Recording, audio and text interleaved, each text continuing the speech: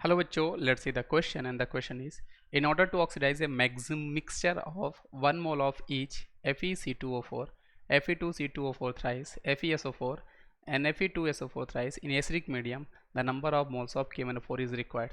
तो यहाँ पर बेटा हमें ये बताना है कि कितने मोल हमें KMnO4 की जरूरत पड़ने वाली है। ये जो हमारे पास मिक्सचर होगा बेटा आयरन के कंपाउंड्स का, उनको ऑक्सीडाइज करने के लिए। तो यहाँ पर बेटा आपकी जो रिएक्शन हो रही होगी वो हो रही होगी हमारे पास रिडॉक्स रिएक्शन। और जैसा कि हमें पता है बेटा कि रिडॉक्स रिएक्शन हमारी ऐसी रिएक्शन होती है जहाँ पे ऑक्सीडेशन और रिडक्शन दोनों होता है। अब एक्चुअल में यहाँ पर होता क्या बेटा, जो आपके ऑक्सीडाइज हो रहे होते हैं वो हमारे रिड्यूसिंग एंड का काम करते हैं, जो हमारे रिड्यूस हो रहे होते हैं वो हमारे ऑक्सीडाइजिंग एंड का काम करते हैं। जैसे KMnO4 क्या है बेटा, ये आपका ऑक्सीडाइजिंग एजेंट का काम करेगा क्योंकि ये आपका रिड्यूस हो रहा होगा। अब रिडॉक्स रिएक्शन में एक्चुअल में होता क्या बेटा, हमारे पास ग्राम इक्विवेलेंस ऑफ रिड्यूसिंग एजेंट जो होता है वो इक्वल टू होता है आपका ग्राम इक्विवेलेंस ऑफ ऑक्सीडाइजिंग एजेंट। ये दोनों आपस में बराबर होते हैं किसी भी रिडॉक्स रिएक्शन में। अब ग्राम इक्विवेलेंस को हम लोग लिखते हैं कैसे बेटा, उसको हम लोग लिख सकते हैं as a n factor multiply by number of moles. Number of moles अगर हम इसको लिखते हैं बेटा तो ये आपका हो जाएगा ग्राम इक्विवेलेंस ऑफ रिड्यूसिंग एजेंट। और जैसा कि मैंने आपको बताया बेटा कि रिडॉक्स रिएक्शन में होगा क्या, जो ग्राम इक्विवेलेंस आपका रिड्यूसिंग एजेंट का होगा और ऑक्सीडाइजिंग एजेंट का होगा वो दोनों आपके सेम होने हैं। मतलब यहाँ पर भी बेटा आपके पास number of moles multiply by number of moles, sorry N factor multiply by number of moles, ये आपका इक्वल होगा ऑक्सीडाइजिंग एंड। तो दोनों का यहाँ पर बराबर होने वाला है। अब इस क्वेश्चन को फर्दर सॉल्व करने के लिए बेटा सबसे पहले हमें जरूरत पड़ेगी एन फैक्टर। रिड्यूसिंग एंड आपके कौन होंगे बेटा, जो आपके ऑक्सीडाइज हो रहे होंगे। जैसे हमारे पास ये आयरन के जो आपके कंपाउंड है ये खुद बेटा आपके ऑक्सीडाइज हो रहे होंगे, ये आपके रिड्यूसिंग एजेंट का काम कर रहे होंगे। तो यही पर हमें एन फैक्टर इनका निकालना है।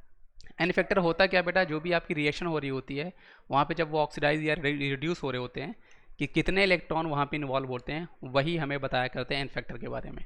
तो चलिए इस क्वेश्चन को सॉल्व करते हैं बेटा। तो सबसे पहले हम लोग पहले कंपाउंड को लेते हैं आयरन का, जो हमारे पास गिवन है FeC2O4। तो यहाँ पर बेटा आपका Fe जो है वो 2+ में होगा और C2O4 जो हमारे पास एक आयन होगा वो आपका 2- में होगा।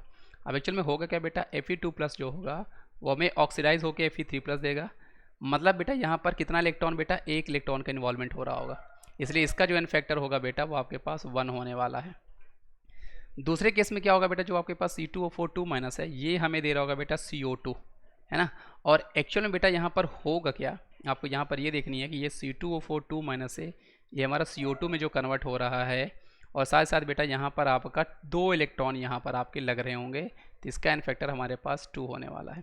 2 इलेक्ट्रॉन क्यों लग रहे होंगे बेटा, क्योंकि C2O4 2- में आपका जो कार्बन है उसका ऑक्सीजन नंबर +3 है, CO2 में हमारे पास +4 है। तो एक इलेक्ट्रॉन का बेटा यहाँ पर लॉस हो रहा है, ऑक्सीडेशन हो रहा है। लेकिन कार्बन के 2 एटम है बेटा, तो एक एटम के लिए एक इलेक्ट्रॉन, दूसरे एटम के लिए एक और इलेक्ट्रॉन, तो टोटल आपके 2 इलेक्ट्रॉन हो जाएंगे। तो एन फैक्टर 2। तो हमारे पास जो FeC2O4 कंपाउंड हुआ बेटा उसके लिए एन फैक्टर की वैल्यू हम दोनों को ऐड करेंगे तो मतलब 3, इसके लिए एन फैक्टर की वैल्यू हमारे पास 3 आ गई।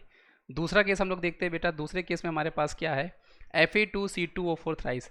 तो यहाँ पर बेटा एक्चुअल में जो आपका Fe होगा वो हमारा एग्जिस्ट कर रहा होगा किस में, 3+ में बेटा आपका ये एग्जिस्ट कर रहा होगा। 3+ में एग्जिस्ट कर रहा है बेटा, तो कहने का मतलब यहाँ पर जो Fe3+ ऑलरेडी अपने मैक्सिमम ऑक्सीडेशन नंबर पे है, तो इसका फर्दर और ऑक्सीडेशन होगा ही नहीं। और इसका अगर ऑक्सीडेशन नहीं होगा बेटा तो यहाँ पर आपका एन फैक्टर जो है वो आपके पास 0 होने वाला है। क्यों, क्योंकि Fe3+ ऑलरेडी अपने मैक्सिमम ऑक्सीडेशन नंबर पे है। दूसरा हमारे पास जो यहाँ पर है बेटा वो आपके पास है C2O4 और हमारे पास क्या है बेटा 2-। अगेन आपको पता है बेटा ये हमें CO2 देने वाला है और 2, और यहाँ पे इलेक्ट्रॉन का इन्वॉल्वमेंट आपके पास 2 होने वाला है। लेकिन बेटा ये आपके पास 1 मोल C2O4 के लिए होगा, लेकिन कंपाउंड में आप देख सकते हैं यहाँ पर हमारे पास 3 मोल है बेटा। तो इसलिए 3 मोल के लिए कितना हो जाएगा, 3 × 2। तो इसका जो एन फैक्टर होगा बेटा वो हमारे पास 6 आ जाएगा। तो दोनों का अगर हम ऐड करें इस कंपाउंड का Fe2C2O4 थ्राइस का, तो ओवरऑल 0 और 6 हमारे पास यहाँ पर एन फैक्टर बेटा आपका कितना आने वाला है, 6 आने वाला, सॉरी, तो 6 आपके पास आ जाएगा। हम लोग तीसरे केस में चलते हैं बेटा। तो तीसरे केस में हमारे पास FeSO4 है। तो यहाँ पर FeSO4 मतलब Fe यहाँ पे 2+ पर होगा बेटा, जो कि आपका 3+ में जा रहा होगा, है ना। और 3+ में मतलब यहाँ पर एक इलेक्ट्रॉन का इन्वॉल्वमेंट हुआ होगा, तो इसका एन फैक्टर आपके पास बेटा यहाँ पर 1 होने वाला है। और हमारे पास जो सल्फेट आयन है बेटा, यहाँ पर आप देखोगे सल्फेट आयन है, सल्फर ऑलरेडी अपने मैक्सिमम ऑक्सीडेशन नंबर पे है, +6 में है, तो फर्दर इसका ऑक्सीडेशन तो होगा ही नहीं, तो यहाँ हमारे पास एन फैक्टर 0 होने वाला है। तो ओवरऑल इस कंपाउंड का एन फैक्टर बेटा हमारे पास जो आने वाला है वो आपके पास 1 आने वाला है, ये आपको ध्यान रखना है। चौथे कंपाउंड की अगर हम बात करते हैं बेटा, तो चौथे कंपाउंड में हमारे पास Fe जो है वो हमारे पास 3+ में है, तो इसका एन फैक्टर बेटा आपका 0 हो जाएगा, हमें पता है, क्योंकि इसका फर्दर ऑक्सीडेशन होगा नहीं। साथ ही साथ हमारे पास जो सल्फेट आयन है बेटा, वहाँ पे सल्फर आपका +6 में है, उसका भी ऑक्सीडेशन नहीं होगा, तो वो भी हमारे पास 0 होगा। तो इस कंपाउंड के लिए बेटा हमारे पास ओवरऑल 0 होने वाला है। अब हम इस फॉर्मूले को लगाते हैं बेटा, लेकिन उसको लगाने से पहले हम लोग देखते हैं K1O4। एक्चुअल में यहाँ पर होता क्या है बेटा कि एसिडिक मीडियम में जो आपका K1O4 होता है, जिसको हम लोग बोलते हैं बेटा MnO4 माइनस भी लिख सकते हैं, अगर इसको एन फॉर्म में लिखूँ तो ये हमें बेटा Mn2+ दिया करता है इन एसिडिक मीडियम। तो यहाँ पे मैग्नीज जो है बेटा उसका +7 ऑक्सीडेशन नंबर है, यहाँ पर भी +2 में गया हुआ है। मतलब बेटा यहाँ पर उसने कितने इलेक्ट्रॉन गेन किए होंगे बेटा, 5 इलेक्ट्रॉन उसने यहाँ पे गेन किए होंगे। मतलब यहाँ पे इलेक्ट्रॉन का इन्वॉल्वमेंट 5 होता है, इसलिए एसिडिक मीडियम में जो आपका K1O4 होता है उसका एन फैक्टर हमारे पास 5 होता है। अब इस क्वेश्चन को सॉल्व करना बहुत ही आसान है। अब हम लोग इसको इक्विवेलेंट, जो हमारे पास ये इक्विवेलेंट का फॉर्मूला है बेटा, जो हमने number of moles multiply by n factor reducing agent is equal to ले रखा है, उसकी बेसिस में सॉल्व करते हैं। तो चलिए सॉल्व करते हैं। देखो हमारे पास सभी कंपाउंड का 1 मोल है, तो इसलिए पहले मैं लिखता हूँ Fe2C2O4 के लिए, तो इसका आपके पास 1 मोल है, मल्टीप्लाई बाय एन फैक्टर, इसका एन फैक्टर हमारे पास कितना आया बेटा 3, ठीक है, प्लस करते हैं। अगला कंपाउंड हमारे पास है Fe2C2O4 थ्राइस, तो यहाँ पर बेटा आपका एन फैक्टर 6 है, और इसका भी मोल हमारे पास 1 है, क्योंकि सभी का 1 मोल गिवन है। अगला हमारे पास है बेटा कंपाउंड जो आपके पास था FeSO4, तो इसका एन फैक्टर बेटा हमारे पास 1 आया है, और इसका नंबर ऑफ मोल्स भी हमारे पास 1 है। अगला हमारे पास जो कंपाउंड था बेटा Fe2SO4 थ्राइस, यहाँ पे एन फैक्टर आपका 0 है, तो नंबर ऑफ मोल से मल्टीप्लाई करोगे तो ये आपका 0 हो जाएगा, और ये इक्वल टू आपका होना चाहिए बेटा क्या, n factor and number of moles of oxidizing agent, मतलब K1O4। तो यहाँ पे बेटा आपका एन फैक्टर कितना आया, 5 आया, हमने अभी भी देखा, क्योंकि एसिडिक मीडियम में जो आपका K1O4 माइनस होता है वो हमें Mn2+ देता है।